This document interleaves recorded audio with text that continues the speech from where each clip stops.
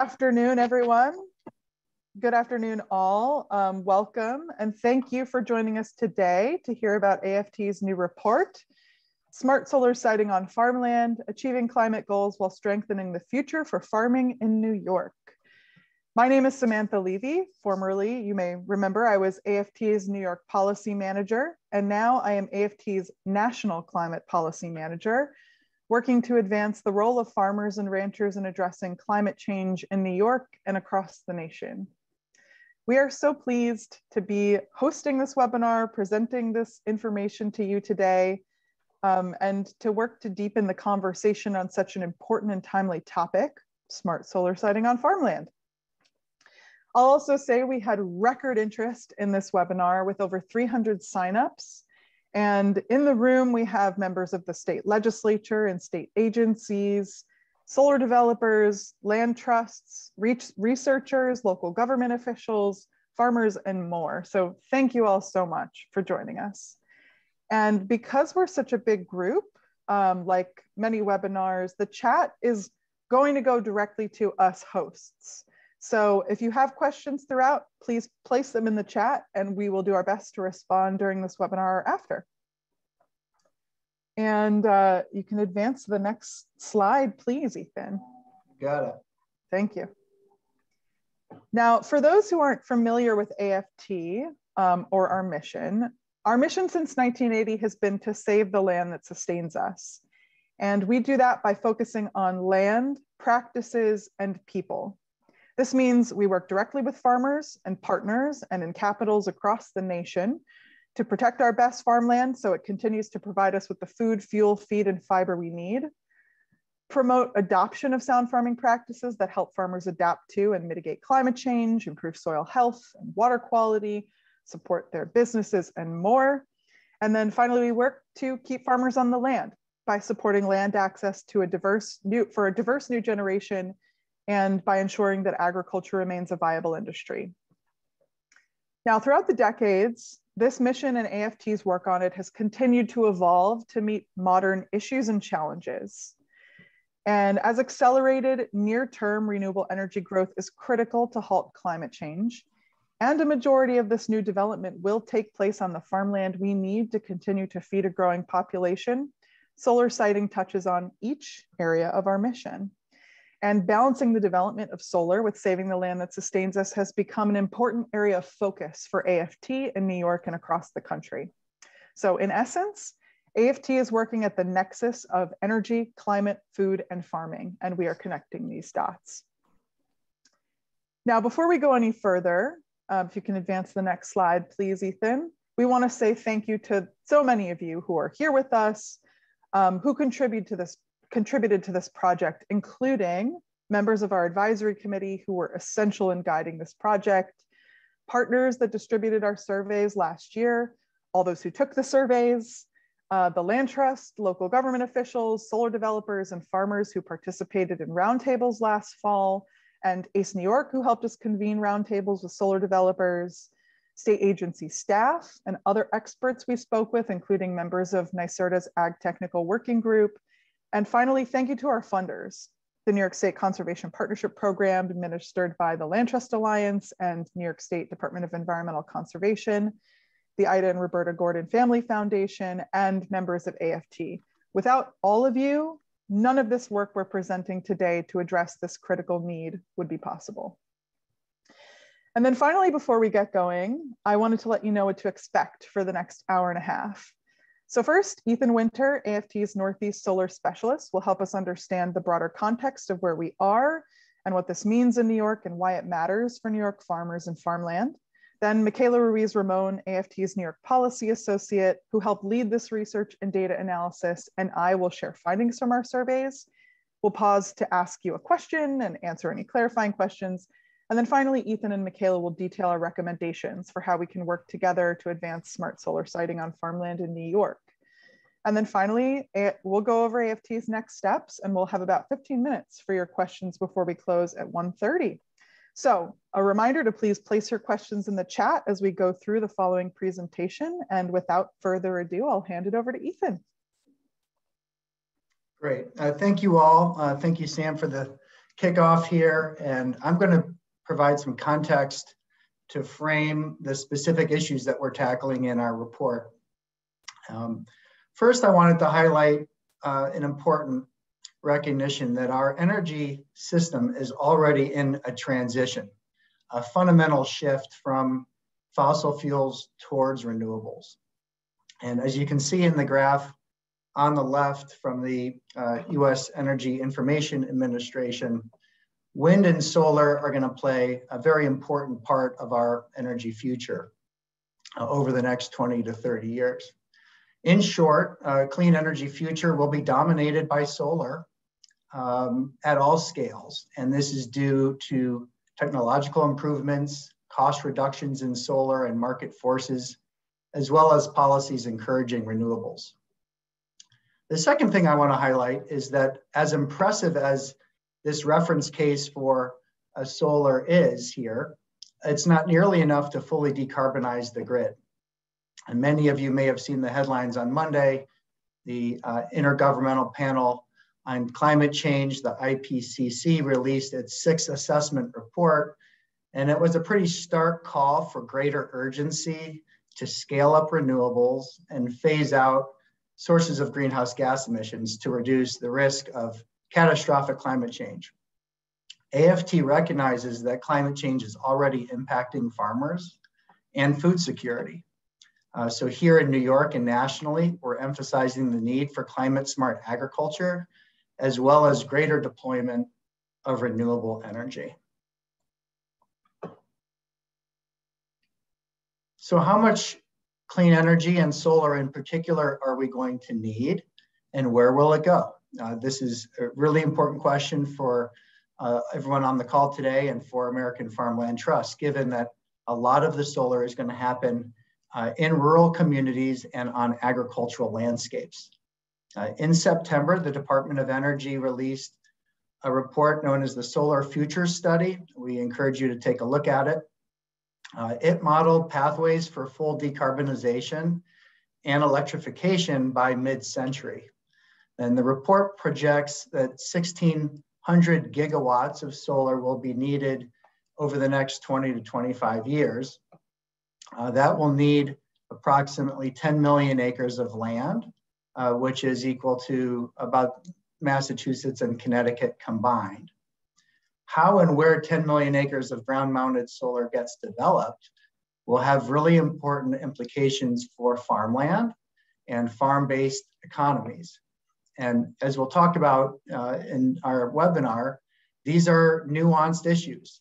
Solar can really cut in different directions in terms of farm viability, soil health, and rural economic development. So we're paying close attention to that. The other thing I want to highlight is that we're looking at how solar displaces food production, or does it support it? And that's why AFT is quite interested in the concept of dual use and agrivoltaics as a solution that allows us to do a couple of things at once on our farmland. If these terms are new to you, we'll be talking about them more today. Agrivoltaics is the simultaneous and intentional use of agricultural land for both crop or forage production and solar energy generation. And again, you'll be hearing a lot more about that from AFT and in the media as we think about how to make the best use of our land.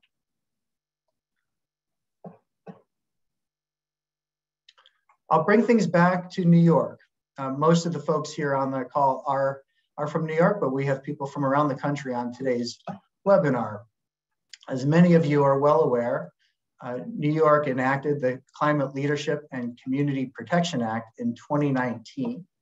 The CLCPA, as it's known, put several very ambitious clean energy targets into law, including a 70% renewables goal by 2030, just 8 years out, and a 100% fossil fuel free grid by 2040.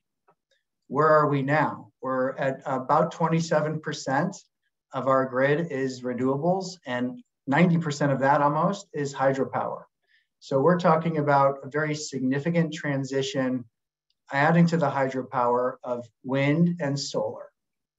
Right now, a big chunk of the contracted renewables that are in development are offshore wind, land-based wind, and the beginnings of this solar transition that we're talking about. How much solar New York will need to ultimately meet these 2040 objectives will depend on how much electrification happens. It's expected that we'll need at least a doubling of our grid capacity over the next 20 or 30 years. So not only are we retiring fossil fuels and moving to solar and wind, but we're also going to need to double the size of our grid capacity. So the bottom line, we're going to need a fair amount of land for the solar that we're talking about. And how we do it will really impact New York's agricultural economy going forward and how we balance these different considerations.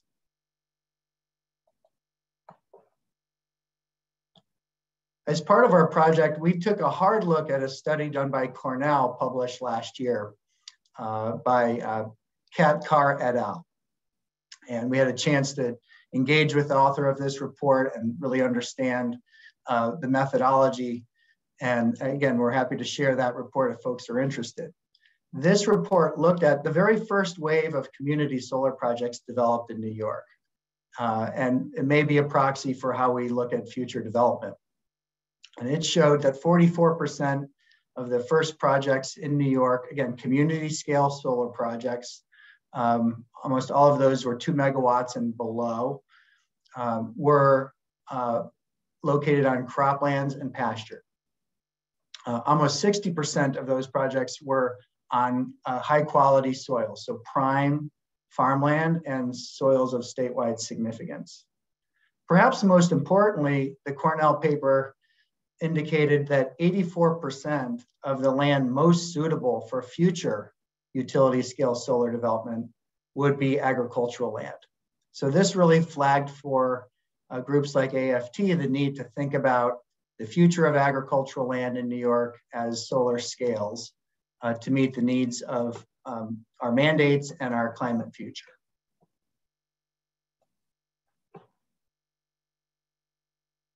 It's important to understand what we're talking about here in terms of the agricultural resource that we have in New York. And again, a big part of our project has been educating developers about this resource and also educating farmers and agricultural stakeholders about the need for solar and really building that bridge. One reason why AFT has had a long history of working in New York is because New York is so blessed with fertile farmland and has thousands of family-owned farms. So we have a rich constituency to work with. New York has a highly diversified agricultural economy. And as my AFT colleagues like to say, New York grows the full plate. And as you can see in the map here, different parts of the state specialize in different products. Dairy and related dairy products are really a pillar of New York's agricultural economy, but we're also major producers of high-value specialty crops such as cherries, apples, and cabbage. With climate change and increased water scarcity in the Midwest and the West, it doesn't sort of beggar the imagination to think that New York's going to be a really important place in the future for national food security because we have land, we have water, and we have the potential to continue to grow food for our country. So it makes sense to think very carefully about both the current and future needs for our most productive land. And just to highlight one region, you can see the Finger Lakes as a diversified agricultural powerhouse.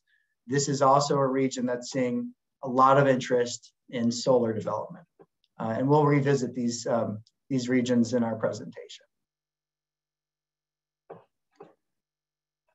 Another way to see our agricultural economy in New York is just to look at the numbers. It supports a $44 billion food and farm sector that supports over 163,000 jobs related to growing food, processing food, and getting that where it needs to go. Over 33,000 farms and nearly 60,000 farmers. A lot of the farmers in New York are aging. It's something Michaela will touch on as well. So the demographics here are really important as we think about not only the future of farming, but the future of the farmers in New York. And again, how solar can support farm viability and intergenerational transitions, but also what it might do to drive displacement of agriculture. Once we lose it, it's really hard to get it back. So that's something that we're really looking at, is this broader sector and the other benefits that it provides in terms of natural climate solutions, food security, and stabilizing our rural economies around New York.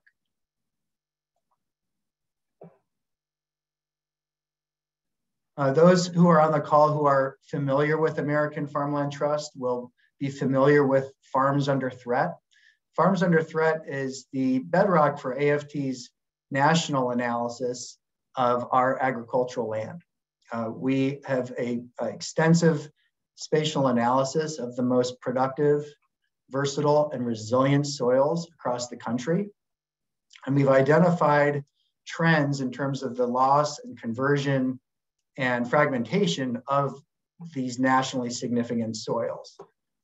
In New York, we lost about 250,000 acres to urban and low density residential development. This is a really significant trend. This occurred without solar. So it's really important to highlight that, again, solar can be a multiplier in terms of farmland loss, but it doesn't have to be. And that's a really important part of this project, is looking at how solar can be integrated into agricultural landscapes and not accelerate the kinds of permanent conversion that we've seen in the red here on this map. Those are agricultural areas that are expected to have lost their agricultural productivity. And again, once you lose that, it's to housing or pavement, you don't get it back. Solar is different because we may be able to farm while we're doing the solar. And once projects are decommissioned, if we've managed the land well, we should be able to grow agriculture again there. We don't know exactly how much land we're going to need for solar, but looking at that Cornell paper, we expect somewhere between 100,000 and 200,000 acres of agricultural land will be needed just to meet the 2030 goals. And it may be several factors more than that over the next 30 or 40 years. So it's a significant footprint of land that we're talking about in New York.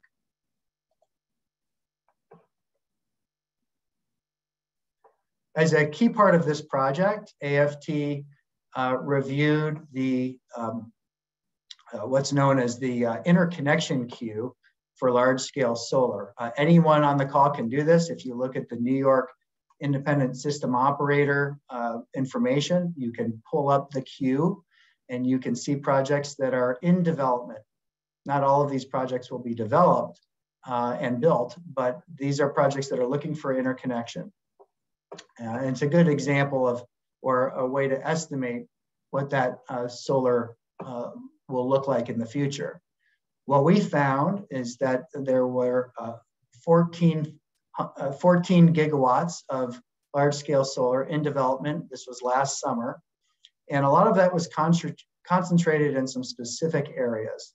75% of the large-scale solar in the interconnection queue was located in 4 regional economic development areas in New York: the North Country, the Mohawk Valley, Finger Lakes, and Western New York. And these regions in the red circles here show you that they're also clustered around some of the most productive land in New York, and they're nationally significant agricultural areas. So a key part of our analysis here has been to contextualize where solar is happening and to understand the cumulative potential impacts of this development over time. With that, I'm going to transition to Sam, who's going to do a deep dive into the project and the findings there. Thank you. Thanks, Ethan. And thank you so much for carefully walking through and setting the stage for us, the complexity of this issue. Now, this project has been many, many months in the making, and what Ethan just ran through, which we reviewed before, and the things we developed before this and during this project has really informed our approach. Now, starting about a year ago, AFT began to draft 3 surveys with the input of our advisory committee to learn what's happening with solar on New York farmland from folks on the ground. Because we can think about these broader contexts, but we wanted to learn what's happening and really be informed by it. And we distributed those surveys early in the summer of 2021. For those curious, those surveys are available on the Farmland Information Center website that I posted at the beginning of this webinar alongside our report. Now, we received over 700 responses to these surveys. Around 400 each came from farmers and local government folks, and 28 responses came from land trusts and environmental organizations working in New York. Now, as we go through the findings, I just want to highlight that because these were not random samples, there may be bias in who took the survey. So the data we present today should be considered informative rather than generalizable. And then after compiling and analyzing our findings and working with AFT's GIS team, we then engaged our advisory committee again to develop some recommendations. And then we shared these recommendations at the roundtables last fall with farmers, local government folks, land trusts, and in 2 conversations with solar developers. These conversations and many more with state agency staff and the established working groups within them informed our final recommendations, which we will also go through today. Next slide, please, Ethan. I also wanted to take a moment before we get to survey findings to really recognize all the members of our advisory committee. As you can see, this was an expert and varied bunch from solar sector, farm and research, environment and land trust and government sectors. And just thank you all so much for bringing sound guidance and expertise to this project. We would not have gotten to this point without your advice. Now with that, I'll share our findings. So I'll start with anticipated impacts from solar to the economic viability of farming in New York, and that will continue for the next several slides. Excuse me. So we asked all survey respondents based on their experience, what they expect. Now, looking at the pie chart on the left, the overall combined responses, nearly half thought the impact would be negative on farm viability in New York from solar. A third mixed, and about 16% thought it would be positive, with the rest unsure. Now, scanning to the right, you'll notice a big difference between the farmer respondents and the local government respondents, with more farmers expecting negative impacts to the farm economy from solar. I'll also point out that we had many open-ended questions throughout the surveys, and so we've pulled some quotes on the slides to capture some of what was said. And to sum up some of the mixed impacts and what that could mean, one survey respondent said, it's possible solar developments could make profit for a farm to offset lower profitability in other ventures, thus having a positive impact. It's also possible that continued solar could drive up land prices, reducing the affordability of farmland. Our responses from farmers also differed by region. And on the next slide, you'll see we were able to divide farmer responses by region, with the number of responses varying from 20 in the Mid-Hudson to 75 in the Finger Lakes. And as you can see, responses were fairly mixed and less negative in the Mid-Hudson and Southern Tier, where less large-scale projects are proposed. But in Western New York and the Mohawk Valley, if you can go back one, Ethan, this is where more large projects have been proposed. More farmer respondents in these areas reported fully negative impacts than mostly negative impacts, or mixed or positive. And no farmers in Central New York thought the impact would be positive. On the next slide, you'll see reflected some of these positive benefits. There were many farmers we surveyed who are currently hosting or who were interested in hosting solar for the benefits it would provide to their individual businesses. And we sought to understand why farmers were motivated to host solar on their land. So for the 43 farmers currently hosting projects that responded to our survey, income stability and diversification was a motivator for almost all of them. You can see 88% here. A little more than a third were motivated by the ability of the lease to help them pass their farm to the next generation. and a quarter were motivated by taking action to stop climate change. Now, of the farmers surveyed who were not hosting projects, just over half were interested in hosting solar, about 50%. And that you can see on the right there on the screen. These farmers were also strongly motivated by potential lease income, about 2/3, and how it would help them pass the farm to the next generation, almost 40%. And also opportunities for dual use, which Ethan started to touch on and will say more about throughout this presentation. Now, notably, about a quarter were interested in solar if they had no successor. And Ethan started to say, our farmers are aging. 1/3 of New York farmers who own and operate almost 2 million acres of farmland are over the age of 65. And our research shows that 92% don't have someone working alongside them poised to take over. So this is really important to note when we're looking at solar. We also sought to understand the effect solar leases would have on the individual farm owner or the farm over time.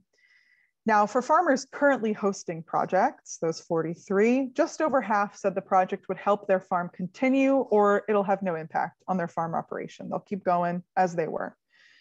And a quarter said the project would downsize their operation, with a small number saying it would enable them to get out of farming altogether, and the rest were unsure what impact it would have. On the pie chart on the right, you'll see for those farmers who were interested in hosting who are not, nearly half were unsure what impact it would have on the farm. A little over 1/3 said it would help their operation grow or have no impact. And 1/5 of the farmers thought it would downsize their operation, with a small number again saying they would stop farming altogether. Now, between the two groups, the responses were fairly similar, with one major difference. For those not currently hosting, less of an understanding of how new solar projects would impact their individual farm operations in the future, particularly as we see a shift to large-scale solar. So this is important to note and to really be thoughtful about as we move forward. So now that we've gone over individual positive impacts, another theme in our survey was the difference between those individual impacts and impacts that may happen at the community level, especially when large percentages of farmland are taken out of production in a community.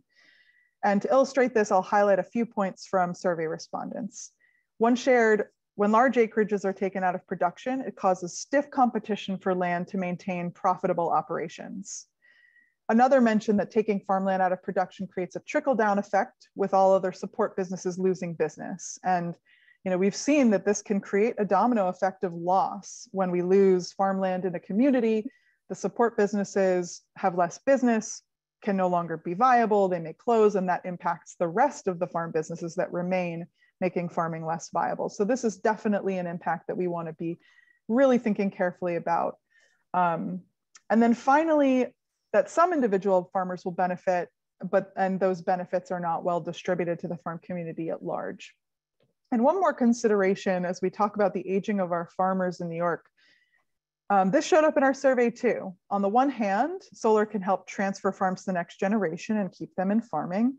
But on the other hand, there were respondents that pointed out that taking large tracts of land out of production in a farm community for 30 to 40 years can disrupt training, transfer of knowledge, and really supporting a new generation of farmers. Another major finding in our research was impacts to farmer renters. So while individual farms can benefit, who owns the land matters. Now, 61% of respondents to our survey reported renting farmland. Of those who did rent farmland, over half reported some negative impact from solar projects in their community. And this broke down to nearly 3/4 reporting that land to rent was becoming more scarce due to solar, over 2/3 that land costs were going up, and unfortunately, for over 1/3 had lost access to the land they used to rent. We also looked at these responses regionally. And in this bar chart, you can see the difference in responses from farmers who rent, with the red bars showing negative impacts and the gray showing no impact. Now you can see 5 out of 8 of these regions saw over 50% of farmers who rent reporting some negative impacts. And before we get to key findings here, I wanted to note this is self-reported data. We were not able to run statistical analyses proving causation. So with that being said, Ethan, if you can advance 1, you'll see our key findings. Over 25% of farmers in the Mohawk Valley and Central New York reported that land to rent was becoming more scarce due to solar. consistently between 16 and 22% of farmers in all but the southern tier and mid-Hudson, where large-scale projects are less prevalent, are reporting that land is becoming more expensive to rent due to solar. And then in the Mohawk Valley and North Country, where each make up about 44% of those projects in the NYSO queue, around 15% of farmers reported losing access to land they used to rent from solar. And then finally, before I hand the mic over to Michaela to go through some of the soils impacts and findings, we were also able to disaggregate responses from farmers based on what they produce. And as dairy accounts for half of all farm sales in New York, we're sharing some specific takeaways from dairy farmers who responded to our survey. These are challenging times for many dairy farmers, and solar presents both new opportunities and challenges. Dairy farmers more frequently reported being contacted by solar developers and more frequently reported negative impacts to their ability to rent land, including losing access to the land they used to rent. Now, as dairy farms often need to rent land for nutrient management or to grow feed and forage, a key issue for this sector is loss of land, especially when they're renting land. So this is something really critical to keep in mind. And now I'm going to hand the mic to Michaela so she can dig into the soil side of things a bit before we get to our recommendations. Michaela?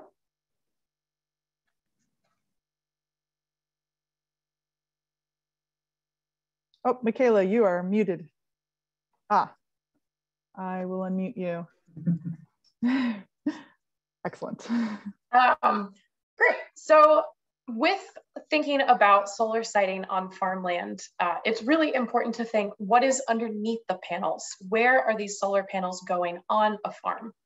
As a reminder from earlier, Kat Carr's study, spatial analysis found that nearly 60% of currently built solar is going on good quality soil.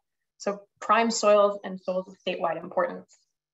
So we asked farmers who are currently hosting solar about the quality of the land prior to the panels being put on, and we found a very similar result with 2/3 of farmers saying that solar panels were going on productive land, and the vast majority of that was actively farmed.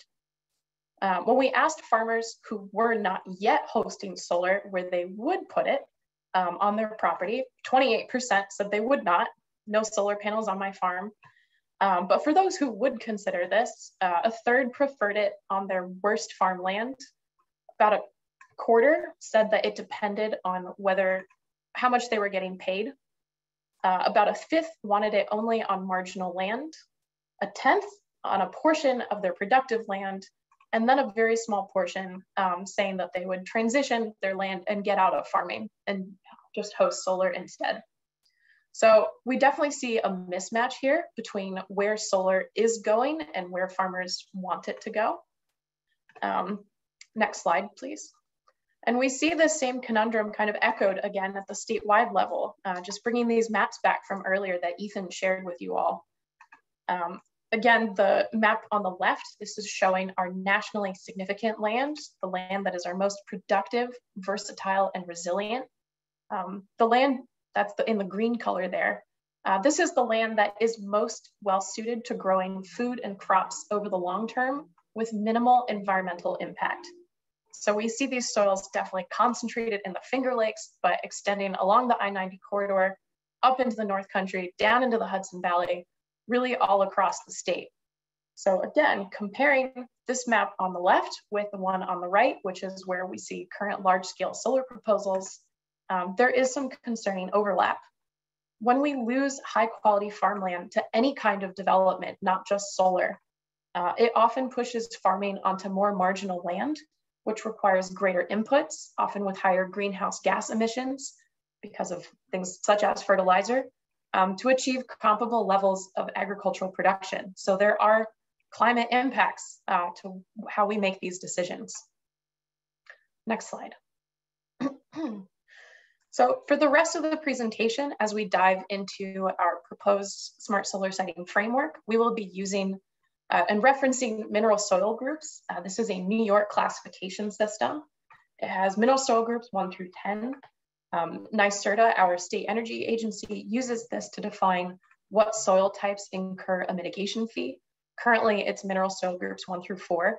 But for those of you that are not as familiar with this classification system, let me quick walk you through how this overlays with USDA classifications, which might be a little more familiar. So thanks to AFT's stellar GIS team, we have this really handy overlay. You can see how these two relate to each other. So for prime soils and prime farmland, 96% are found within mineral soil groups 1 through 4. So we see this really strong overlap with mineral soil groups 1 through 4 is some of our best farmland. For farmland of statewide importance, 94% fall within mineral soil groups 4 through 7. And 95% of soils not considered prime are in mineral soil groups 6 through 9. So next slide, please. So we asked respondents, all of our different groups, to share where they would always, sometimes, or never want to allow solar development based on soil quality alone. So here we can see responses from our farmer respondents. And you can see that they feel pretty strongly about avoiding mineral soil groups 1 through 4. Again, this is some of our best land. It overlaps strongly with the USDA prime farmland classification. And it's quite strong with mineral soil groups 1 and 2. I mean, over 75% saying never, do not put solar panels here. And then it gets a little bit more nuanced as we move into mineral soil groups 5 through 10. Next slide, please. So we also asked farmers about their interests in different ways of mitigating the impacts, can you go back one, of solar panels on farmland. We definitely see some strong interest in long-term farmland conservation, nearly half. So they would be interested in permanently protecting land after the life of the solar project. We also see a lot of farmer interest in opportunities to grow and graze crops and livestock under and around solar panels, between a third and nearly half, so that they would be interested in exploring activities like raising livestock, growing crops, grazing sheep, and even navigating tractors and farm equipment, which was a surprise to us looking through the data when we got it back. And you can see here in this quote on the right from a farmer in Niagara County that's grazing sheep, they really see this as a win-win. And this is true. This is agrivoltaics and dual use systems are an exciting opportunity to find the positive intersections of solar and farmland. And we will continue peeling back those layers. But now we're going to pause briefly to address a couple questions that came through. Thanks, Michaela. And before we get to that, I'm going to place a link into the chat. Everybody should have just received a link from me. Please click on that link, and we're going to ask you all what stood out to you from AFT's findings today. And I'm going to share those responses in a word cloud. So if you can click on that link, take a minute to think about it, and share the one thing that stood out to you most from our research.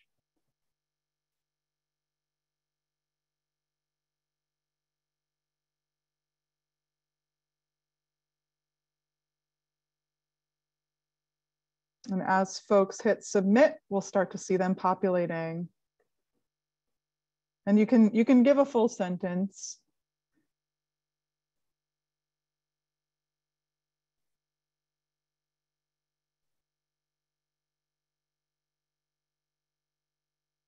Great, yeah, so now we're starting to see some words really pop from folks. Mohawk Valley, prime, soil, farmland, farmers.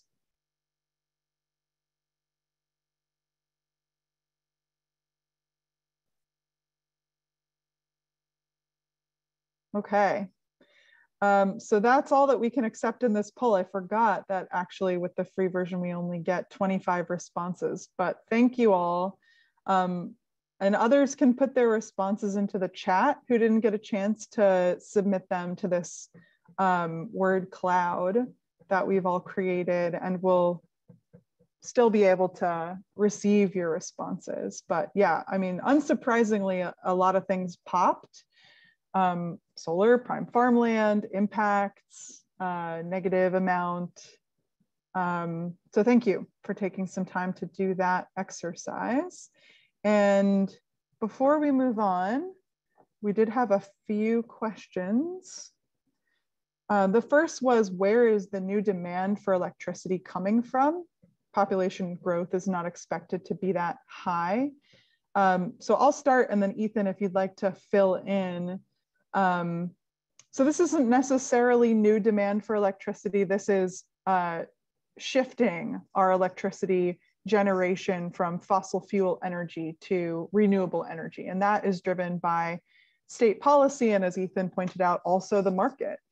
And there are more increases in demand that on our grid that are going to be expected through further decarbonization of transportation, buildings, heating. Anything to add to that, Ethan? Yeah, I think that's the main thing. We're replacing what we have with renewables and with electrification. Your electric vehicles, replacing natural gas heating with electric heating. All of that will add up to a lot more electrical demand. Maybe not overall energy demand, but much more of our overall energy use will come from electricity. And the whole idea is that we're using clean electricity as our power source. So that's why you're seeing a lot more, you might call demand for solar, because it's those two drivers. Thanks, Ethan.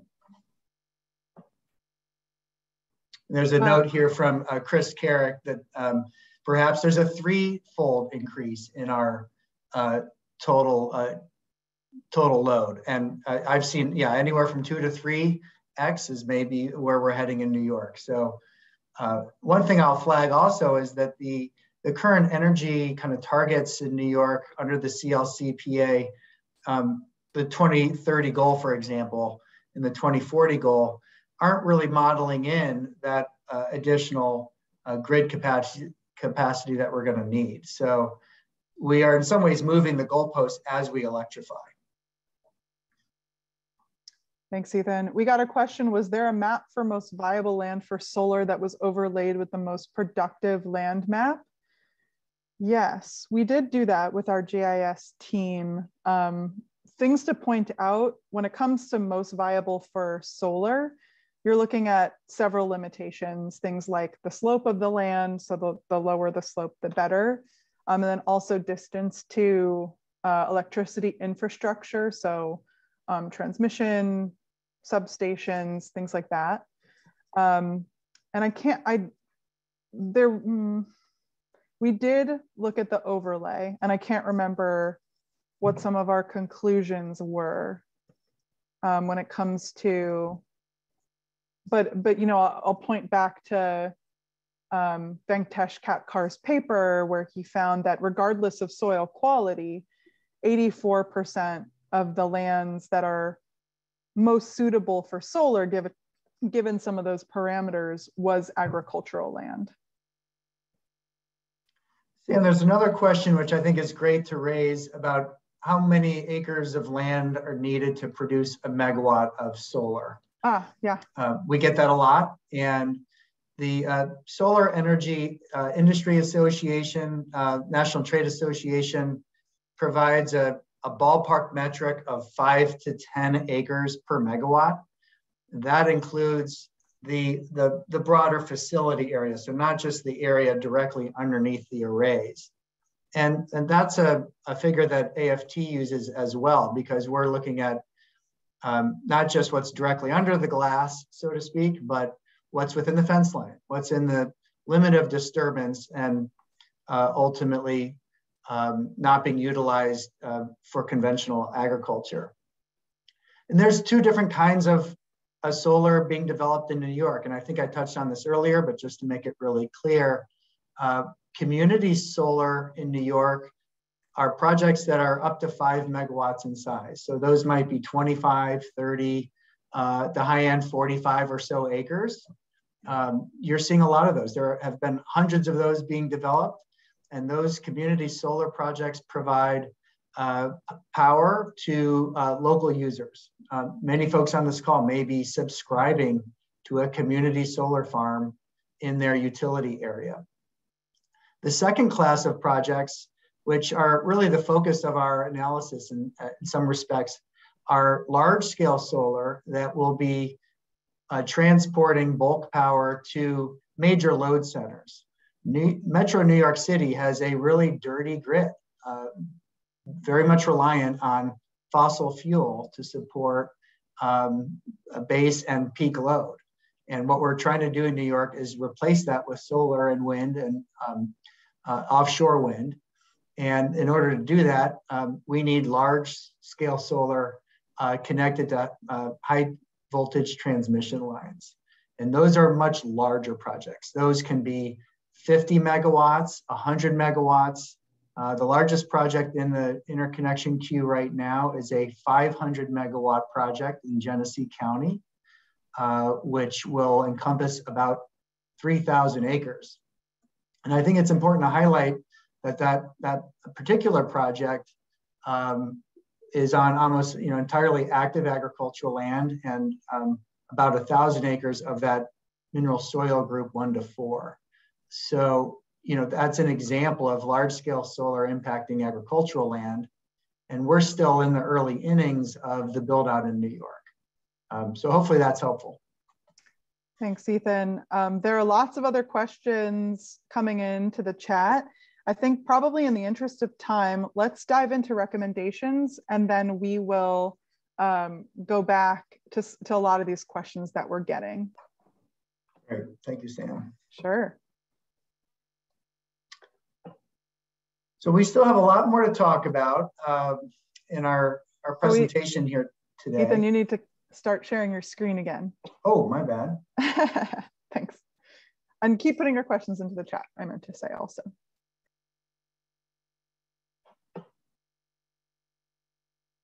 So recommendations, here we go. In order to kind of tee up our discussion on recommendations, I wanted to provide a kind of a frame for how AFT is looking at what we're calling smart solar siting. And again, we've talked about how solar can be nuanced and cut in different directions. And for AFT, it's really about how solar integrates with agriculture and with farmers and soil health and farm viability. And this is maybe a somewhat simplistic spectrum here, but on the one hand, you can have a Wild West dynamic where solar is a binary conversion of agricultural land and it displaces agriculture. On the other hand, you can have highly restrictive rules and regulations where, and we see that sometimes with local moratoria, where you're not able to put solar in the ground. We're not moving forward with our clean energy goals. And farmers are losing out on that opportunity. So we're looking at a dynamic middle ground where we believe there's a lot of space for innovation, but we have to be really thinking about how we're accommodating both solar energy generation and agricultural activities and soil health in the design of these projects and the long-term operation, as well as the decommissioning of these projects. As a package, we call that smart solar siting. And done right, we think that, again, this can really provide a future for solar that works well across agricultural landscapes in New York and beyond.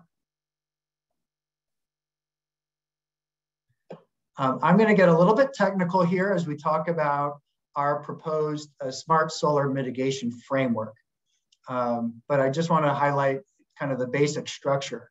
New York currently has a mitigation program for projects that impact more than 30 acres of agricultural land that is in those mineral soil groups 1 to 4 and within an agricultural district. So we were looking at that existing framework, and our overarching recommendation is that New York make that a much more robust framework that provides a market signal to avoid the most productive farmland, and also provides incentives for bringing in agricultural activity and soil management within the project design and operations. And that's what I'm going to talk about here. So it's a three-part system, one based on soil classification. Secondly, looking at the ability to reduce your mitigation responsibilities by bringing in best practices. And then a third component, which is ensuring that there's a implementation mechanism and the ability to verify and monitor performance over time. And to do that in a way that's not administratively overly burdensome. So this looks like a little bit of a traffic light. The idea is that the green on the bottom are projects that impact less than 10% within their facility area of the mineral soil groups 1 to 4 that Michaela spoke to earlier.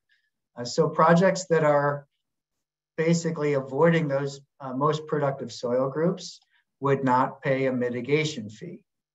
Projects that impact 10 to 25% would pay a mitigation fee. And a very important distinction in our proposal is that the basis for that mitigation fee should be the cost of farmland protection contextualized within that county or that region, so that we're providing an offset for farmland, providing funding for farmland protection. At the higher level of impact, if you're over 25%, the project would encounter a multiplier. And that's there for a reason. It's meant to steer more of the projects to the yellow and green wherever possible. And again, the basis is the cost of farmland protection in that particular area. Folks on this call may be well aware that New York has a long-standing state-funded farmland protection program funded through the Environmental Protection Fund. Our recommendation is that we use regional pricing for the farmland protection implementation grants as a basis for understanding the value of farmland protection in a particular area. And that program has protected thousands of acres of farmland across the state. So that is the basic framework here. And what I thought I would do is walk through an example of a project, just so folks can see how these numbers might work. And I just want to highlight before I get into this, this is a hypothetical. This is not a specific project. And this is just meant to illustrate how the formula would work and how it might impact developer and landowner decisions about how and where to site a project. So let's pick a large-scale project, a 50-megawatt project in central New York. Based on a kind of middle-of-the-road estimate that might impact 375 acres. Again, that's that midpoint between 5 and 10 acres per megawatt. The orange project here is impacting 40%, or it has 150 acres within the mineral soil groups 1 to 4. That is a well over 25% of the facility area. And therefore it's triggering this higher multiplier mitigation. What is the basis for the mitigation? It's the cost of farmland protection in that central New York area, which we are just estimating for this purpose as $2,500 per acre. And that's reasonable for some of the grants that we've seen from the Farmland Protection Program. Because this project is in that higher level of mitigation, it encounters this multiplier. So you're actually paying for a higher amount per acre. And on the left here, you see the mitigation fee of $1,000 an acre under the current program. So that is the formula under the current mitigation regime. Across the state, projects pay $1,000 an acre, regardless of where that impact is. Again, we believe that that should be contextualized within the local area. And at the end of the day, you're looking at a significant difference in that mitigation, almost a 4x increase in the total mitigation cost. Again, I'm going to talk about how you can reduce that, but that sticker shock is real, it's material, and it may help induce project developers and landowners to think differently about where you put that project, and also the best practices that you can incorporate to reduce your mitigation risk. I'm going to move now to a project that makes some adjustments to reduce their mitigation exposure. This is our so-called yellow project. So a project that goes from 150 acres of that MSG, a 1:4 impact, to 75 acres is now in a lower tier. It's more of like a 1-to-1 offset in terms of the farmland protection cost. So it's paying 100% of that $2,500 per acre. You have fewer acres impacted, so the math is pretty straightforward. And you're paying about 2.5 times more than the current NYSERDA program. Still significant potentially to a project, but much less than you would have paid in the orange category. So one way to summarize this, you can see in this table, the difference between the orange, the yellow, and the green. Again, if you're not impacting 10% of the mineral soil groups 1-4, there's no mitigation in our program. The NYSERDA threshold is 30 acres or more. So there's a small nuance there. But again, I wanted to highlight, this may be a real signal to developers and landowners who they're working with to think about which soils we want to focus on. This is the really creative part of our framework. On the backside, you can reduce your mitigation payment by incorporating different adjusters, different activities that involve co-utilization, bringing in agricultural activities into your project. And the idea is that these adjusters are stackable. So you could include a co-utilization strategy with a farm viability strategy, with a soil health enhancement strategy, combine those and reduce your overall mitigation. And the idea here is, again, you're really reducing the impact of solar on farmland in a number of different ways. For projects that incorporate bona fide agrivoltaics, and by that we mean projects designed to provide conditions for growing crops, you wouldn't pay a mitigation fee at all for that part of the project area. This may require greater spacing between the arrays, elevating the panels, and other adjustments to make sure that you have the right growing conditions for the crops that you're looking to grow. And we're very excited that New York is going to be exploring more incentives for agrivoltaics over time. New Jersey has a dual use program that's about to roll out. Massachusetts has one. The country of France has seen this as an important pillar of their solar program. So you're going to be hearing a lot more about agrivoltaics and what that involves. A lot more research is needed, and we'll talk about that. But that's something that we wanted to highlight in our mitigation proposal. So again, the idea here is that the discounts here could be combined and stacked, and that's by design. A key part of this is also how we document and verify. So just to highlight, for example, with the farm viability and intergenerational transfer discount, we would propose that there be attestation from the farmer, agency review, and again, some documentation to really highlight that there's a bona fide benefit of the solar in terms of long-term farm viability and ownership. Same would apply for co-utilization, soil health, and agrivoltaic enhancements, where there would need to be annual verification of performance. And that means that we don't just say we're going to do it and walk away from it, but we really see it all the way through the project life. Finally, I'll just highlight, this is what our earlier project in Central New York looks like with the adjusters. So if you were able to stack a number of these different incentives together, you would materially reduce your mitigation payments as summarized here. Again, this is just an example, but the idea here is to really provide a market incentive to integrate these best practices as much as possible.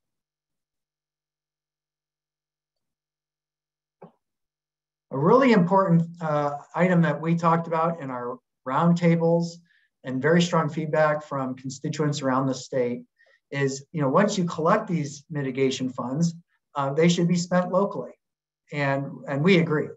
AFT believes that the mitigation funds should be used for farmland protection.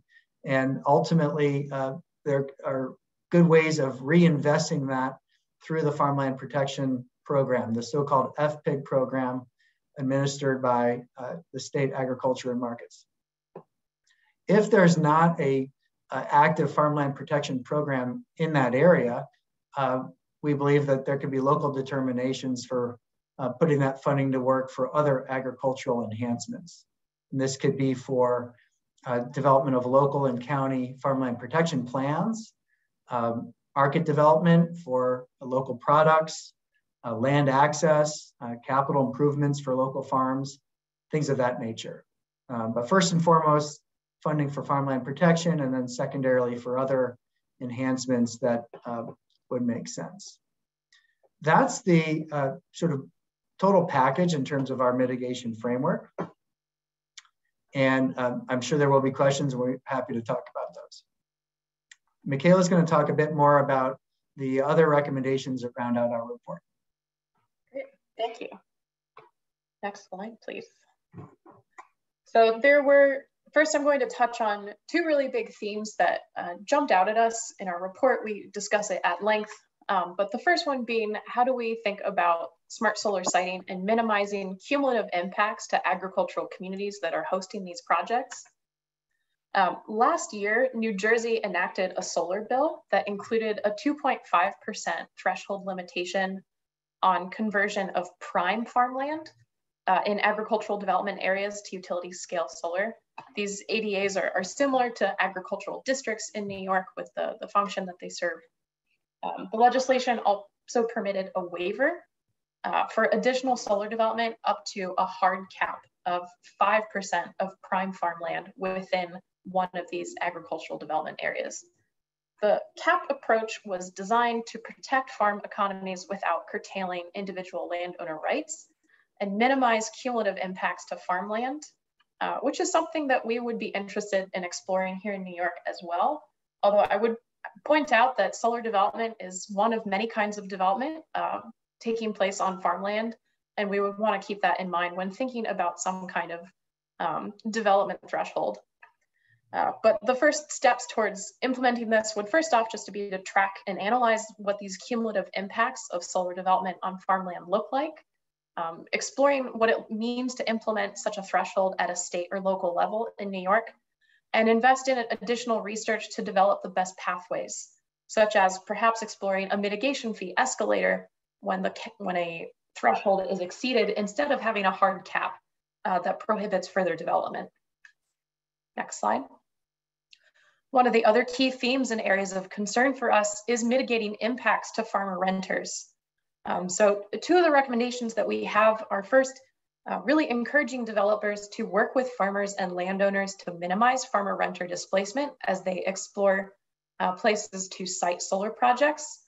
We also encourage farmers to consider rental contracts or agreements with more legal standing than handshake deals, which are often quite common with leasing farmland. And then these two items in blue came up. They were ideas put forward by participants in our roundtables in October that intrigued us and we think could be worth exploring as well.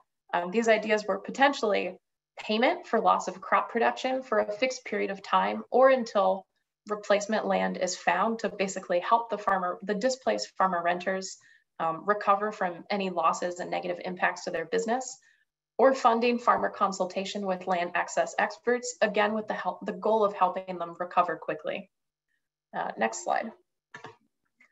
Looking more at the state level, and also local and federal, this is really across the board. But these are some actions that governments can take to reduce solar pressure on farmland. First and foremost, I feel it's very important to acknowledge that solar build out needs to keep happening everywhere. While farmland is and will likely remain a top choice, it is not the only choice to site solar. And we should really continue maximizing the use of all other available spaces, followed by looking at marginal farmland before we even consider solar on our best soils. So looking at incentivizing, streamlining, accelerating the approval process for siting on areas like rooftops, disturbed areas, brownfields, marginal lands. The New York Build Ready program is already in place to help kind of advance this goal. And then also transmission is a key piece of this puzzle. Solar is built where there is transmission to carry the energy that is generated. So as we think about building out our grid here in New York, prioritizing transmission to areas that have high concentrations of marginal farmland. And then also advancing energy efficiency in buildings. As Ethan discussed earlier, we expect a lot of electrification, and that will create increased demand for energy. Anything that we can do to continue advancing the efficiency, which will reduce the amount of total energy we need to generate, is a step in the right direction. Next slide. We also make several recommendations around increasing government investments to advance farmland protection and smart solar siting. Starting first and foremost with increasing investment in farmland protection and farmland protection planning, both locally and at the state level.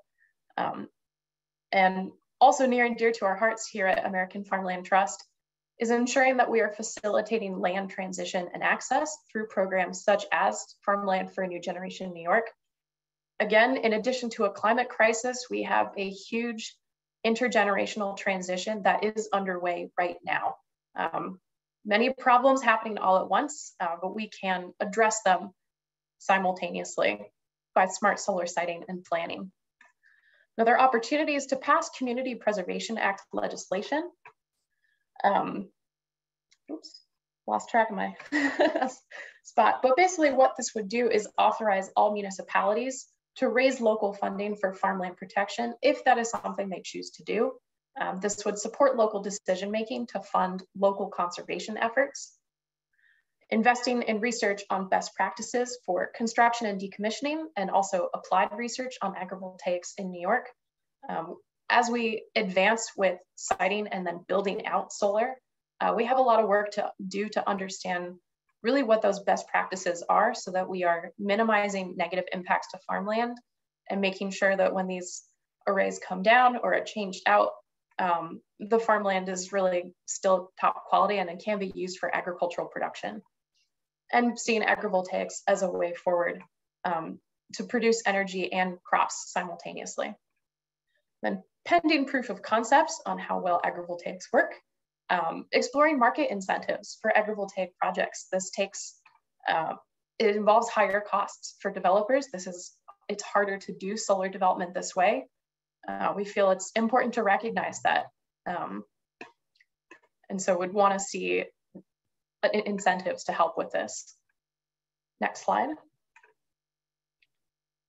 State agency partners are absolutely crucial in advancing smart solar siting. They already play a huge role in what solar siting looks like here in New York and will continue to do so.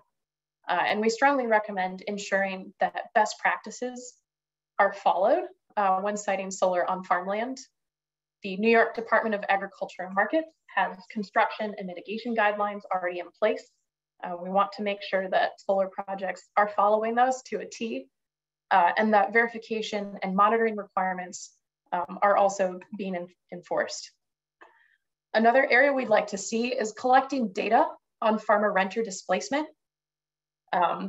Basically enabling farmer renters to register a complaint if they lose land due to a proposed solar project.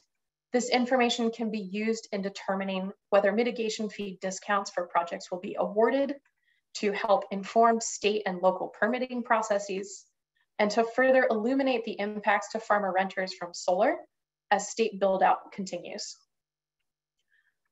Again, with farmland protection, making sure that we are improving program administration in light of solar development, we would look to see farmland protection funding annually, and that the department is working to complete projects within 2 years or less, so that the state farmland protection program remains an attractive and feasible option for farmers, particularly when compared to solar leases. The current model easement could also be reviewed to determine if there are opportunities to incorporate agrivoltaics as an allowable use on protected farmland. Research, again, partnering with stakeholders to collect and aggregate data on agrivoltaics. This is going to take everybody pulling together, developers, researchers, state agencies, working to collect data and go through it to understand what works and what doesn't on the ground in practice with different kinds of production, different regions, different climates. We have a lot of work to do here. And then supporting local stakeholder-driven processes to plan for agriculture and renewable energy. An example would be regional farmland protection planning efforts and the development and incorporation of renewable energy permitting into new and existing plans and land use laws, which again, many municipalities in New York are already working on this and really leading the way. Next slide.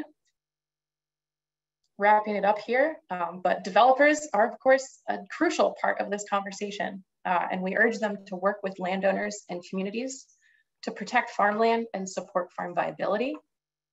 Similar to our point earlier about advancing energy efficiency, on the developer side, also looking at advancing energy storage and these technologies. Again, this impacts the total footprint needed to host solar energy generation to meet our energy and climate goals. We would also want to see baseline soil health testing before project construction and sharing that data with NYSERDA and Department of Agriculture and Markets, and continuing to look at soil health and quality throughout the life of the project and after it is removed, and sharing this information again with researchers as we seek to understand this.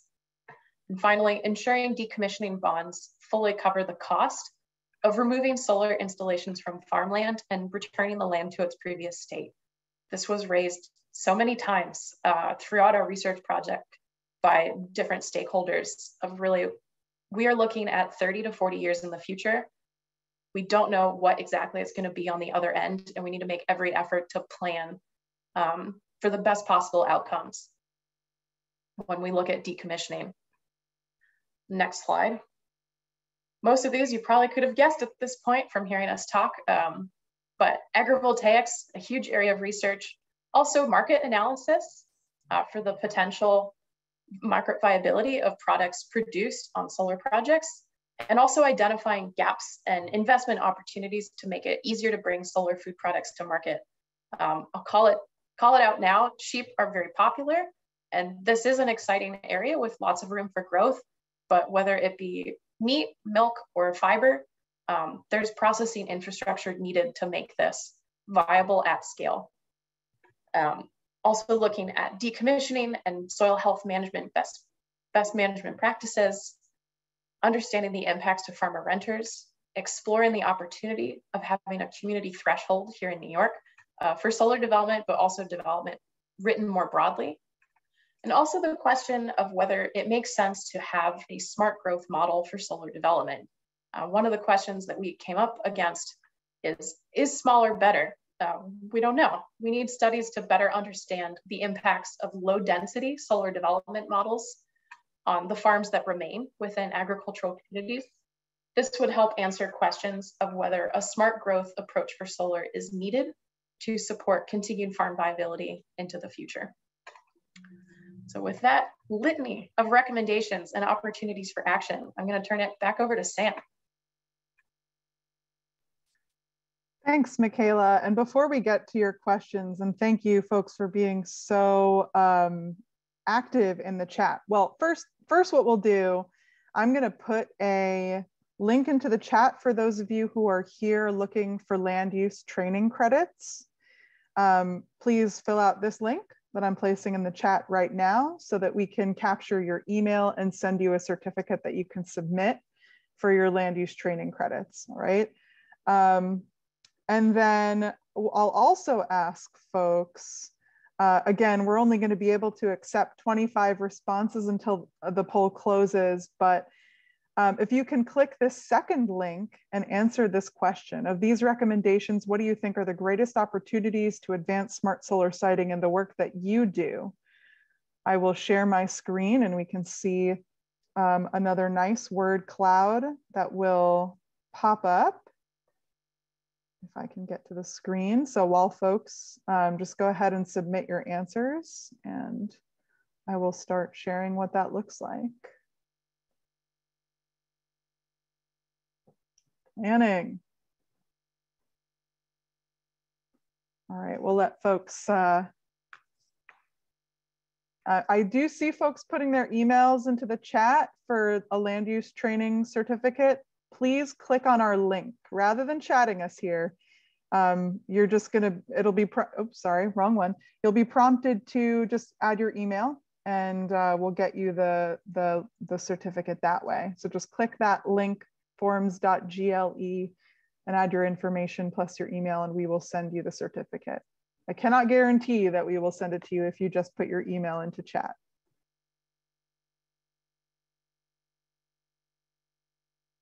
All right, looks like we haven't gotten to 25 yet.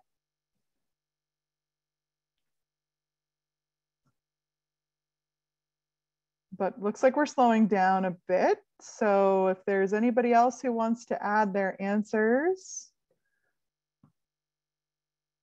we're seeing a lot of important words pop. Agrivoltaics, community, planning.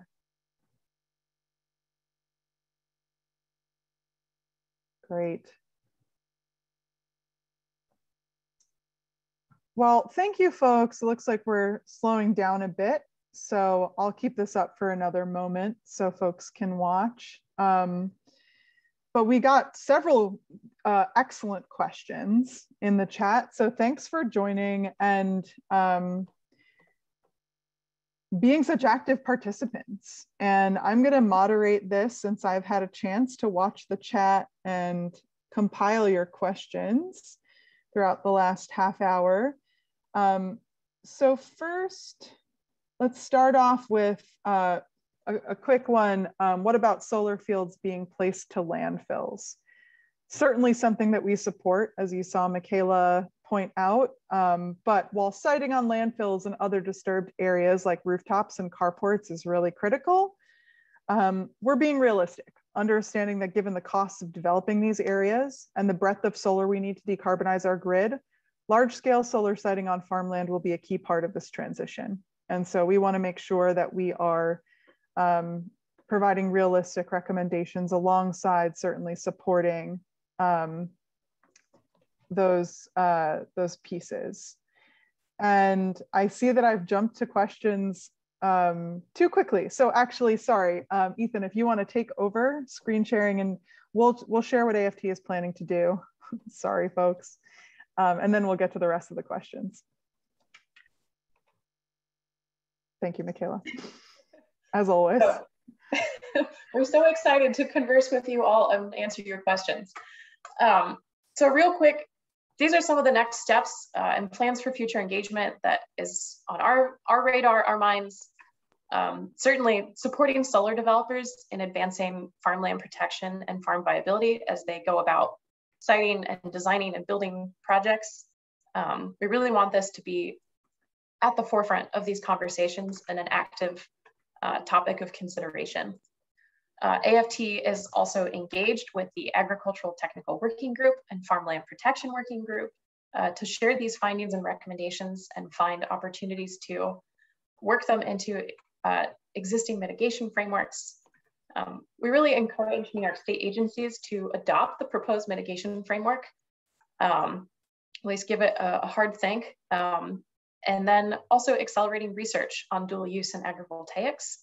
AFT is engaged in New York, throughout the Northeast and down into the Mid-Atlantic. Ethan Winter is a busy man, but we are excited about the potential this holds and working on research to see what's there. And then finally, engaging with the New York State Legislature. They are paying attention. There have already been several bills introduced, including bills by Senator Hinchey and Senator May and Assemblywoman Lupardo. And we look forward to working with them as well as we come together to advance smart solar siting through the end of this session and into the months and years to come. This is going to be a big undertaking, but it is timely and really crucial that we all work on this. So with that, officially go to questions, but thank you so much all for your attention and joining us for this conversation today. Thanks so much, Michaela. All right, thanks for keeping me honest and making sure we get through the whole presentation before we get to our questions that you all have been submitting. So we've got a long, very robust list of questions here. We're gonna start off, we only have 10 minutes, so already answered one. I'll also point to a couple that came in that I feel like were probably not the best to answer. So there was a question about whether AFT has overlaid transmission networks to facilitate understanding of solar viability and which is more efficient and cost effective, solar or wind. We're really not the best folks to answer that. This is outside the scope of our project, and rather we're responding to what we see as the real market forces and policies that are driving solar development. So let's get to some questions about soils. Is there correlation between areas of prime farmland and the ease of development or cost of development of solar? What's driving the development to prime farmland? I don't think that we can say there's a clear correlation. We certainly saw there's quite overlap. Many survey respondents pointed out that prime soils are being prioritized for development. This could be because the slope tends to be lower, there are less rocks, but we'll point out that so much of what makes soils prime for growing food and crops will not make a difference to solar energy generation or what solar developers need per se. This is why we're really trying to build in with our framework some market forces that will guide development to areas where there aren't as productive, versatile, and resilient soils. Anything to add to that, Michaela, Ethan? Well, one thing I'll just add is that with regard to dual use and agrivoltaics, again, the research is really beginning, and we're going to see a lot more of that over the next 3 to 5 years. Cornell is actively looking at this and supporting research there. We have other states like Maine and New Jersey, Massachusetts also looking at this. We may find that prime land is actually, best aligned with dual use. In other words, if you're going to do solar there, you've got productive soils and you may have good quality conditions for certain alignments of crops if you have the right growing conditions in terms of light and shading. And this is an active area of research. The Department of Energy is providing grants right now at the federal level. And again, we're excited to hear more from NYSERDA in the near future about potential incubator funding for agrivoltaics in New York. And this is going to help us really ground truth how we can integrate these techniques on high quality farmland. Thanks, Ethan. I'll move us to another question. What is the distribution of soils on New York farmland versus the current distribution of soils that the solar panels are covering? So what does this look like in terms of the percentages of farmland that's prime? Is it representative? So what I'll say is it's a difficult question to answer overall because the quality of soils varies widely throughout New York. In some counties, it's quite a high percentage. Like in Suffolk County, it's going to be quite hard to avoid prime farmland if you're siting solar panels on farmland. But for others, it's a much lower percentage, and there are definitely opportunities when being intentional to site projects on poorer quality soils. There was also a question about forests and whether we're shifting projects into other areas. These are all market-based local decisions. Ag has been the most available land. There's no trees to clear. It's in some ways potentially least cost So we're trying to incorporate sort of embed in the price, thinking a little bit more about soil quality here, not necessarily displace development to other land uses. Let's see, lots of questions about decommissioning. Is decommissioning realistic to expect? Are these really temporary? What research has been done to determine the viability of soils following decommissioning? Not surprised to get these questions because we got a lot of this in our survey as well. And we certainly don't know what the future holds. It's not a foregone conclusion that solar will be temporary. And this is why we support the hierarchy of avoid, mitigate, minimize through dual use, and avoid, minimize, mitigate as the last resort. Other thoughts on that, Ethan, Michaela? No, I think the decommissioning is something that I think New York's been on the forefront with in terms of the state ag and markets requirements for decommissioning. And they can be strengthened, but some states don't have any rules there at all. So I think that's important to highlight. There will be an emerging industry in terms of recycling and repurposing solar panels. That comes up a lot as well, Sam. What happens to the equipment afterwards. And there's a lot of effort underway to really develop a domestic recycling and repurposing program so that these don't end up in landfills. And there's some technology improvements happening which might make recycling a lot easier because of how panels are being constructed from the get-go. This is obviously a field that's evolving quickly. That doesn't mean that we wait, to do these things before everything's perfect, but things will evolve over the next few years as solar continues to mature. Thanks, Ethan. I just saw a question coming from our friends at Agricultural Stewardship Association. For the mitigation fees going to farmland protection, would built-in transaction-related expenses be built into that cost? Yes, that is what we are asking for, not just the cost of development rights, purchase of development rights, sorry. A couple more general questions, and then we got a bunch of questions about dual use, so we'll move on to those. A few questions about the CLCPA scoping plan and the role for local government. AFT is going to be responding to that scoping plan in the comment and testifying, and we were a member of one of those advisory panels. So we'll be raising these issues throughout our response. And then a question about, is it possible to assess future plans for the grid and compare grid build-out plans?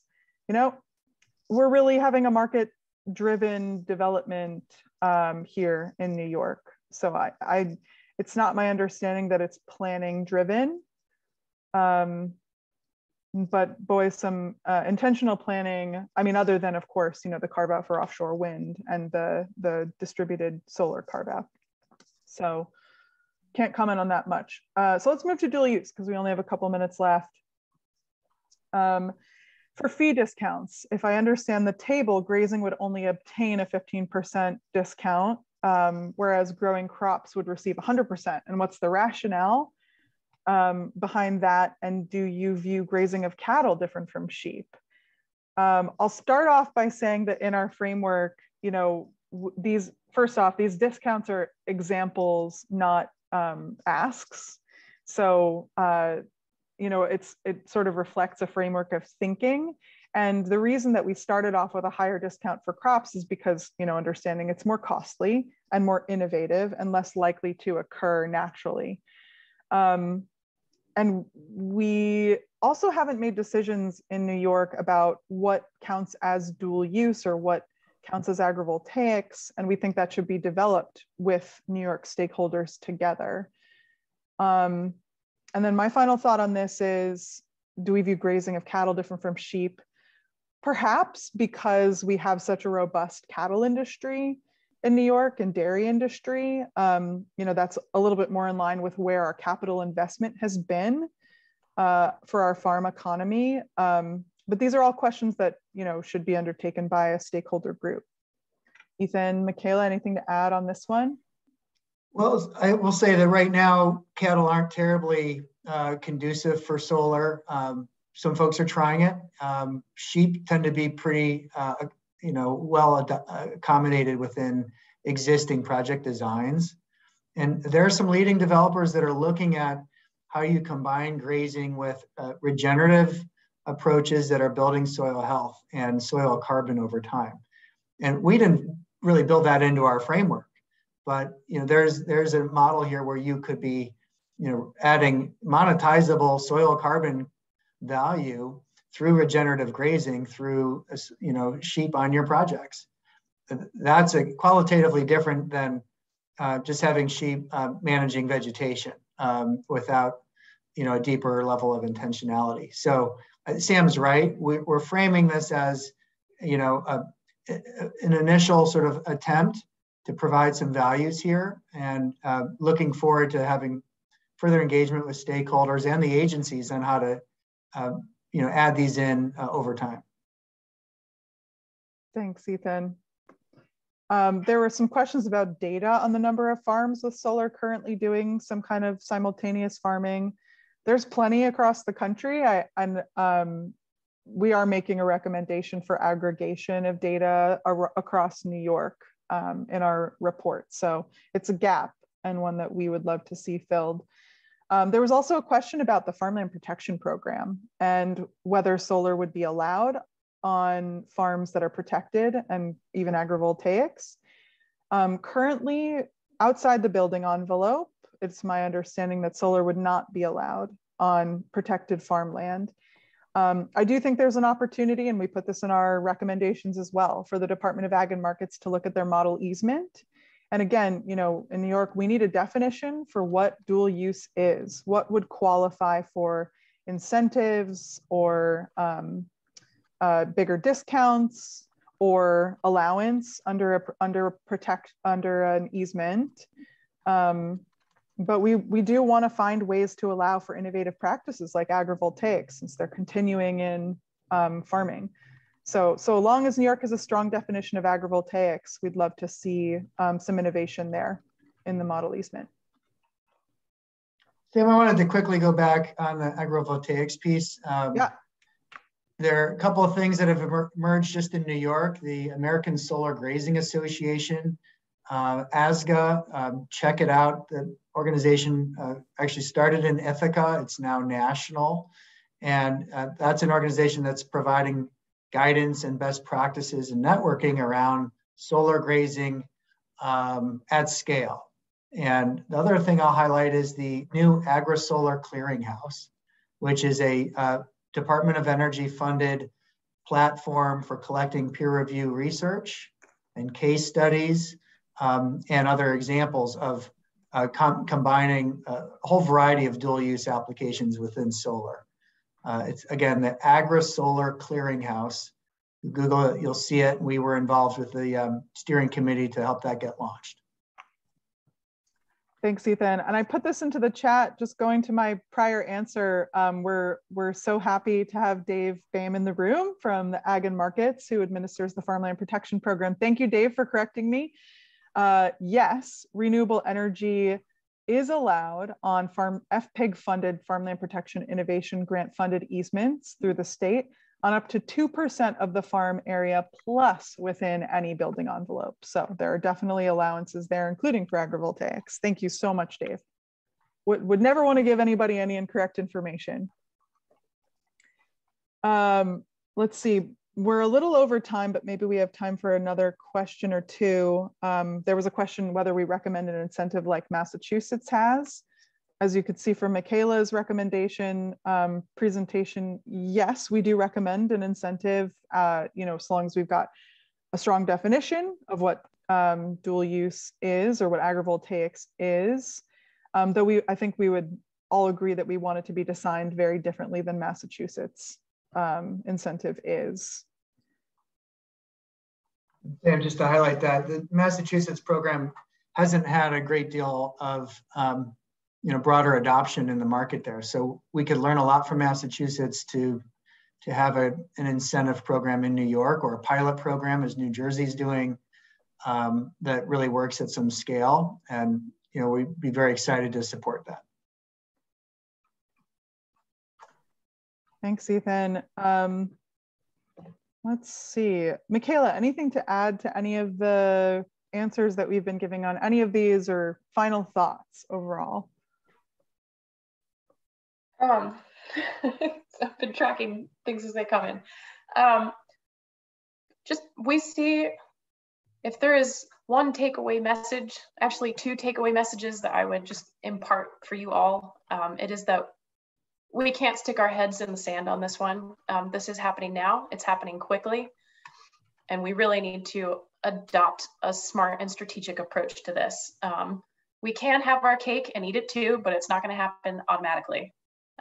So whether that is agrivoltaics or a mitigation framework and really looking at where are we putting solar, there is a path forward that really balances our need for renewable energy development and protecting farmland and supporting our agricultural economy. And the other piece that I hope has stood out to you is that there is a lot of work to be done, both in the immediacy with how we think about our mitigation framework again, but also the research that needs to be done and the holes that need to be filled. There are a lot of questions about what does this look like? In New York, we have a lot of proposed solar and some solar that's been built, but so much more that is in the pipeline that we're going to see over the next couple of years. So if we can go into this with our eyes open and realize that, what are the impacts to farmland of, combining solar energy production and agricultural production? What are the impacts to soil quality over the long term? What does decommissioning look like? What are best practices there? We have a lot of opportunities before us, but this really needs some urgent action as well to get started on this now, today, yesterday.